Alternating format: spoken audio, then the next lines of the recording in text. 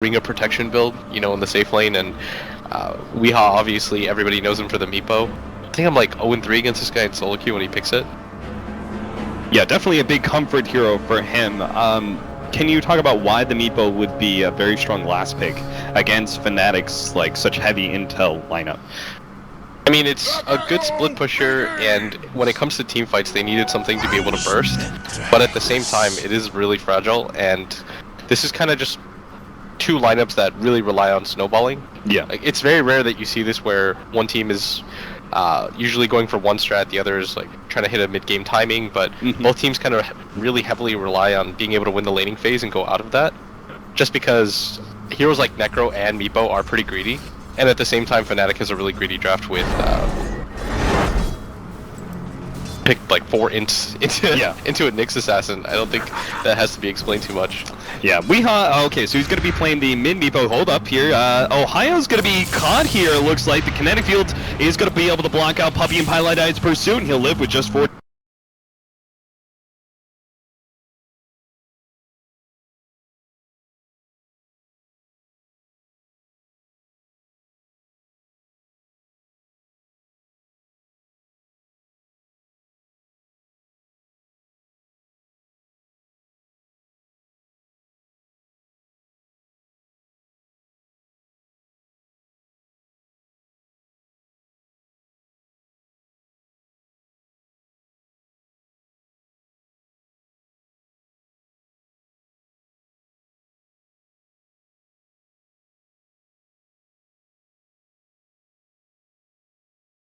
Ohio says it will take up the early kill, and Ohio said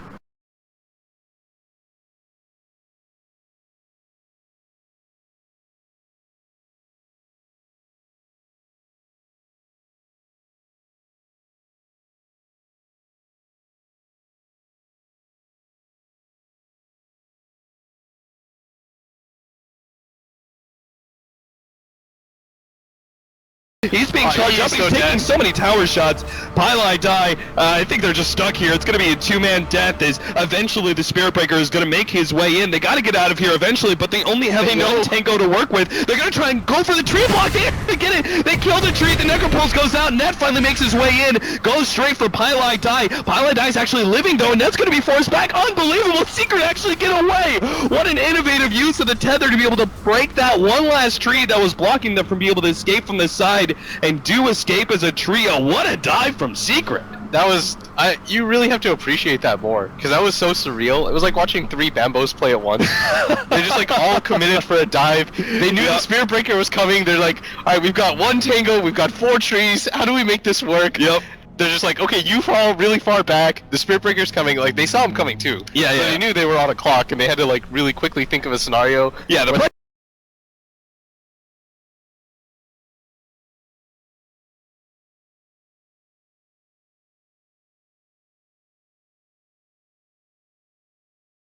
after that play, they just forced the Spirit Breaker up, lost 2 heroes in the process, and now Nyx Assassin, I mean, we talked about how Misery is going to be a pretty key hero here. At the bottom lane, he was just able to now free farm against a Darkseer, but we see a replay here. You could see the change up though, the 6.85 Necropulse being upped. That damage at level 1 early on in those fights was so powerful, but look at that. Splitting themselves as much as possible, the tether comes in, breaks the trees, and then just the power of 3 range heroes against Net was enough to force him back, as tanky as he is. So yeah, and another change was that suicides no longer count in the kill score, so it is 2-0.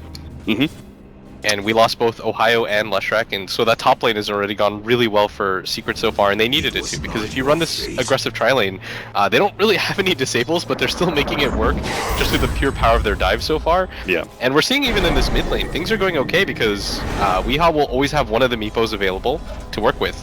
Yeah, so he should be able to get most of the CS. You could see him throwing down some boosts. Top lane, nice double stun. Eternal Envy though, man. The early power of that combination of Necrophos and Wisp, they have just so much sustain. Looks like they're actually going to try and run down Ohio here. Eternal Envy gets another right click, and yeah, Ohio will be taken out. It's the last one coming out from Eternal Envy. And remember, he does have the early level of Satis. He picked that up at level 2, so every single one of these kills, Eternal Envy is getting a huge buff in regen. The thing is that Fnatic is in a really awkward spot because they can't really get a kill here. because there's so much sustain up here. You've got a Bane who's got the Brain Sap, he's got the Nightmare available, and he's got a stick. I think the other 2 heroes have sticks as well, and Necro is a hero that is deceptive because you think, okay, he's got 606 HP, not a whole lot of armor, but then he uses 1 heal, the Wisp comes in with the tether, and then all of a sudden everything turns around. And so it's not even like Fnatic can really go for these kills because the turnaround potential is a little bit too high, and that's what's happening so far. Yeah, I mean, a 250 HP heal on the Necrophos when he's tethered up to the Wisp, and then the Wisp is missing HP as well.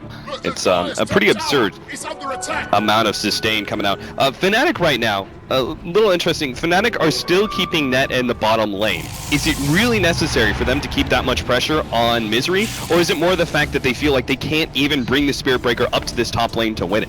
I mean, what would the Spirit Breaker contribute to this top lane? Like, he goes up there, charges 1, he doesn't really have burst damage or anything like that. The Disruptor doesn't add anything to this lane, really. So you've kind of got 2 heroes that just kind of meander around. It's better to try to put pressure on the map, let that Spirit Breaker rotate between mid and bottom, and hope that your other 2 lanes win. Because that's what you're kind of banking on right now, is that your Darkseer does well against the Nyx, which he is, and hopefully your OD does well enough against the Meepo that you're offsetting that top lane advantage. But Secret have done such a good job, they even pull the creep wave themselves to make sure that they can go for the double creep wave kill, go for this tower, and that's a 4-minute 52-second tower, and this is going to open up a lot of possibilities now. Yeah, absolutely. Here's another thing we were talking about. We saw Necrophos not too long ago, you and I asked you about the potential of the Necrophos, the safe lane farming Necrophos go for the max out Sadist early on. Ohio is going to take a bit of damage, actually almost goes down. Another right click from Pylai would have been able to get the kill, but Disruptor will barely escape, unless Puppey, he was actually going to try and sneak behind the tier 2 tower, but he's blocked out by Black, who saw that one coming a mile away. I think it's just the... Oh, sorry, go on. Yeah, just the Sadist. Talk about it. He actually goes for the level 2 rather than the early Heartstopper. I guess he just thinks that it scales a little bit better. Yeah. And he's actually now going to go for the Death Pulse again. But I kind of like at least getting 1 level of Heartstopper aura, but I guess in this tri-lane you don't really need it too much when it comes to Harass, just because of the sheer amount of kills that they're getting. And so I think in that regard the Sadist will pay off a little bit more. Just being able to lane sustain as much as possible. Like, he can't really use the chicken on the off lane, so he probably just has to sustain for as long as he can by himself. Now, what kind of builds do we see on safe lane Necrophoses? Because we already have an early Vitality booster. Is Bloodstone still an item despite the fact that it got some nerfs? No, I think Bloodstone is okay against if he was on the other side of things, but I think the Rod of Atos is actually really good just because they lack setup a lot of the times, and being able to Rod of Atos early on, especially when you've got Fnatic who don't really have heroes that are going to get early BKBs. Like, that's the core here. Like, look at the Leshrax farm. He's still struggling to get a soul ring. He's got just like an empty ring of protection. There's no way that he's going to get a BKB anytime soon.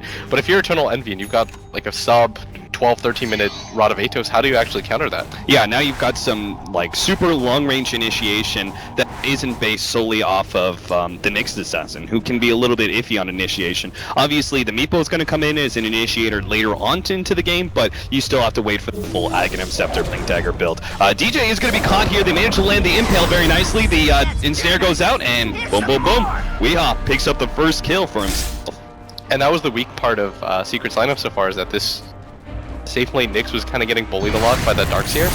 He was doing okay for himself because of the Ohio! He's going to be able to live through that ultimate, but the follow-up damage will still actually kill him. Now Black still isn't good enough to be able to face down the 2 heroes net. He comes in going straight for Pylai. Mushi's actually going to come in, and do they have enough burst damage? They finally take down Pylai, and Eternal Envy is left in a nasty spot against 3 other heroes. If Black can land this stun, they can actually go for the kill, but Black has to play careful still around Eternal Envy, who's got some magic wand charges. They lead with the OD, Astral Imprisonment, follow-up stun will be able to land, and Eternal Envy has no more mana to work with. Throws out the wand charges, but it doesn't make a difference. Mushi gets a double kill. Great rotation by him. Yeah, that was just a little bit too over-aggressive by Team Secret. Yeah. Part of the issue with continuing to run this aggressive tri-lane is that you are eventually going to get punished by it when the mid laner is able to rotate in. At the early levels when Mushi's like level 5 or level 6, of course it's not economical for him to go for these plays, but it's 8 minutes into the game. There's no issue with him going there to secure a double kill, especially on a safe lane carry. Right. Like, if your safe laner was somebody equally greedy, then maybe it's not as good of a play, but just because Misery's playing that Nyx Assassin, you can just kind of focus all your efforts on being able to kill the Necro. Misery actually spends a lot of time going for the bottom lane rune, but he does pick it up, a haste for himself.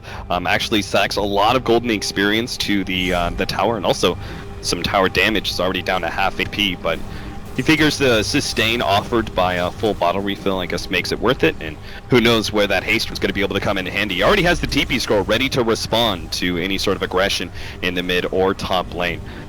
Do you think they should start rotating Misery out now that he is level 8 and has a lot of a host of his abilities to bring to the table, or do you think they wait out and have him farm up, say, that early Blink Dagger? I don't think you have to get that aggressive just because your Nyx is getting like an unusual amount of farm. He's actually getting pretty leveled and pretty farmed, and in this game it's going to matter a lot just because you notice that he's going for maxing the mana burn first, and Weehaw... Then, I mean, he's still not charging out of here, and he's done for. Puppey picks up the kill off of the Brain Sap, and Weehaw just gets a little bit more assist gold to work with. He already has the point booster, level 9 as well, so he's very rapidly going to start clearing through this jungle. You do have the mech completed now on the Outworld Devourer. The problem though is that usually you could kind of maybe go for a 5-man here, but just because Black is so underfarmed right now, like this is pretty much what you'd expect out of a support Leshrac at this phase of the game. Yeah. Like this is a slightly underfarmed support Leshrac right now if you want to compare it. Like, he's got 12 CS right now, he's died already, 2 assists on him, but those don't really count. As Eternal V just continues to press forward, and they're going to go for the charge on Pylite Die, but I don't know how successful this is going to be just because Mushi's so far behind. At the same time, in the bottom lane, DJ is actually dropping pretty low. Misery had the haste rune earlier. They will be able to get just enough mana on DJ to get a surge, but is he far enough ahead? It looks like Misery can still land the stun. Oh, just short there. And Misery is going to be tossed back. Charge out on a Pylite Die. They have the tether ready to go. Eternal Levy trying to keep Py alive, but he's... Nope. See you later, Die. Eternal Levy actually get Astral Imprisonment. That's because the Weehaw smoke up is coming in. Weehaw throws out the net, misses one. Puppey's also coming in. They have the Fiend's Grip for it, and there's no response from Fnatic. They just let Mushi die. And actually going to get deleted too. That is perfect. They get the Reaper's Scythe, deleting the OD for an extra 30 seconds. Back to bottom lane now. TJ again in a bit of trouble as Misery just needs to be able to land this stun. DJ desperately trying to dodge it, but doesn't happen. Pylite Die helps out Misery, and they'll finally be able to pick off that Darkseer. It's 10 minutes into a game, and that OD's dead for a full minute. It's so annoying, and they're also going to steal this massive stack. This was the comeback stack for either the Darkseer or the Leshrac, completely taken by the cores, and Eternal Envy now has the fully completed Rod of Atos, and this is just going to make fights even harder. Ohio slept up here, and they're just going to go for that quick support kill. He just throws out the kinetic field, but there's nothing else he can do, and it feels like Disruptor is really maybe the big downside here for Fnatic. His lack of early laning phase presence is just costing Team Secret so much. The issue is that Disruptor is one of those heroes that don't do well when they're behind it all. Pylite Die is going to be the target here at bottom. Is there no TPs in? Alright, we're finally going to have the Meepo TPing in. Pylite Die has a tether target. In fact, he just turns in fights hoping to be able to bait someone to push forward a bit more. Meanwhile, the rest of Team Secret 4-manning into the middle lane. That tier 1 tower is gone. This is a pretty rough sign right now when you commit 2 heroes that should be able to kill a Wisp, and he just kind of repels them back. Like, doesn't even die within that charge combination. He's got 2 charges at the Aaron as well. Is in pretty healthy shape so far, and when it comes to the farm, he's doing just fine, and they don't really have an answer to this Meepo right now, because Weehaw, like, if you're an OD, generally the way you get out is just, you know, you Astral run away, but because he's got like 3 of them at all times, it's almost impossible to get out. Yeah. Eternal Envy will be running into Mushi here, but he does have the backup. He's actually going to go for the Mii Rod of Atos. The charge comes in, and Ned is actually going to go to fight him with the Seer, but Weehaw comes in, the ultimate goes down. Mushi still managed to live, gets off the ultimate just before he dies, but it doesn't matter. With the help of Pylite Die, Eternal Envy easily stays alive, and Team Secret win yet another skirmish. I mean, it's bad enough that they need to shut down some of these heroes like the Necrophos and the Meepo, and these heroes are kind of spread out, farming up all over the map, but now they're getting a ton of kills on top of everything else. Ohio, Rod of Atos is going to be slowed down, the stun misses, but it doesn't really matter because the Fiend's Grip holds him in place long enough for Necrophos to get another kill. And this Leshrac again, he just hasn't had any room to recover. He's got 2,800 net worth. He's actually behind the Bane, and yeah, this is a slightly underfarmed 4-position player right now if you want to look at it like that, because his comeback stack got taken away. Leshrac is a hero that really relies on still being able to snowball. He's gone for the max Edict build, so he can't even get up close and personal and use that ability. And the split push just isn't there, because he's against a Nyx, a Meepo, and a Wisp, so the relocate plays can happen. He's not tanky enough to be able to survive by himself against the Nyx. Like, there's just so many issues right now with this Leshrac. Is 6.8 time? Are we going to see a return return of the pipe. It did get some slight buffs here. DJ is going for it. Seems like with that Defiance already being built. Is this the way that Fnatic come back into the game, just overemphasizing team fight potential between the mech and the pipe? I mean, that's what they did in the last game. They've already got the mech completed on the Obsidian Destroyer, so it's not as prevalent for them to have to go for it. And Yeah. you don't really have anything else to go for on DJ, so going for the fast pipe is okay, but you've still got a lot of physical damage to deal with too. Ton of meepos. He's got the Aghanim Scepter now too, and that's just another wrinkle in Fnatic's game plan. They are struggling to kill one Necro, but then he's got like 4 meepos and a Wisp coming behind him as well. And that Wisp is actually getting a good amount of farm. Choice of treads here. We're just maxing out the stats, I guess, for Pylai Die. He also gets the urn, not terribly surprising there. But that's a little interesting. I mean, I guess this Wisp is more farm than we usually see out of Wisp, but a lot of times you see Wisps not even go for boots right away, or just regular boots for a large period of time. Tranquil is also being heavily favored. Going for the Trinkles, I guess, are okay, but he just wants to make sure that he doesn't get burnt down by anything. Like, if OD ult hits him and he just crumples, he wants to make sure that he can survive at least for a little bit. But again, they can just go for this tier 1. They've got enough strength behind them to just continue to barrel down, and I think Fnatic's game plan is just avoid fights for as long as possible, wait for Secret to overextend, and play around the fact that you've got 2 pretty tanky cores in DJ and Mushi. Like, you've still got a mech, and you've still got some disable on your team, but that's going to be so hard with Secret now, rocking 2 different Blink Daggers, one on the Nyx Assassin, and the other one being picked up by Eternal Envy's Necrophos. They're going to make the initiation in the top lane. A great Disruptor ultimate, and they will have to relocate on top of that one. Misery is immediately targeted down, but Mushi is left to the Fiend's grip once again. More TPs come in from Team Secret, and they're going to see if they can catch any more heroes with Weehaw and the Haste Rune. They actually have the ability to catch someone here, but it looks like Fnatic have split themselves just well enough to keep all 4 heroes alive. you trade your tier 1 tower bottom and your OD just to kill the Nyx. I don't think that's worth it, but Fnatic getting out of there was pretty good. Yeah. I almost thought that was actually going to be a lot worse, but it looked like Secret for a second were hesitant to continue to chase across the wall. But it was actually Fnatic that was just backing up. They're just like, there's no way that we're going to take this fight early on. We just have to get out of here with whatever we can. And 1-for-1 trades are probably okay for you at this point. That's about as good as it gets. Rotation around Puppey and Pi. Do they actually have the power? They don't have Fiend's Grip yet. So they can hold him in place for a while with a sleep maybe.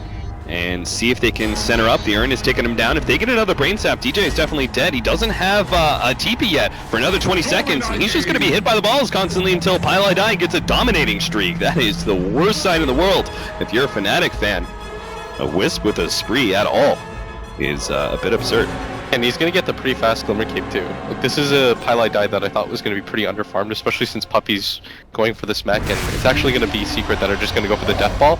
Like, they've almost got a mech completed on their 4-position Bane, which is pretty ridiculous right now. The relocate coming out, and Pylai Die's brought Puppey. They're going to turn things around, go straight for Ohio. Ohio does manage to lock out Weehaw. They have to take out this meatball, but the sleep comes out. Defensive sleep, and Weehaw's going to be able to stay alive through all of that one. They've deleted the Leshrac. Mushi's going to be caught in the Fiend's Grip as well, and Fnatic just crumpling at the seams now. 17-4 is going to be made an 18 for Team Secret as they're going to try and run down net. Looks like a charge away.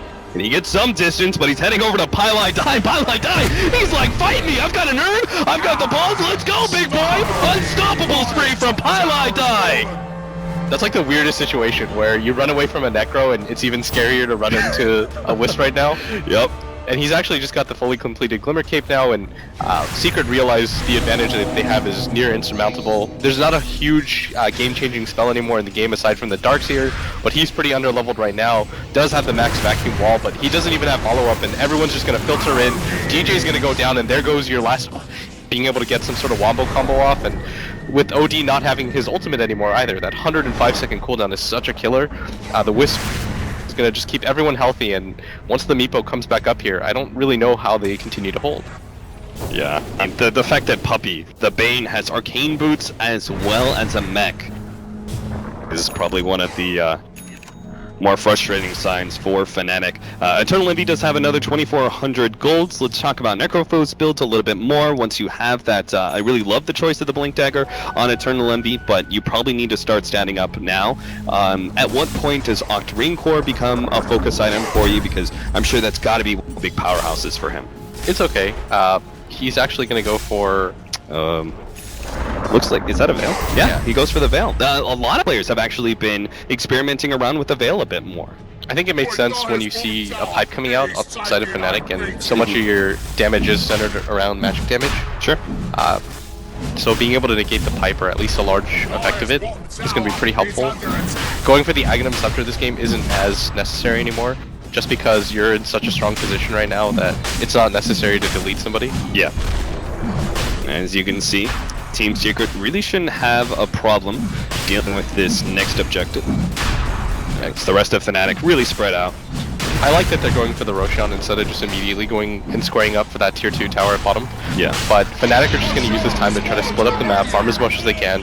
They know, even if they know that the Roshan is up, there's no way in hell that they take that fight. Right. You pretty much just give that up, wait for the high ground defense, and just play around. Secret maybe getting too over-aggressive at this point.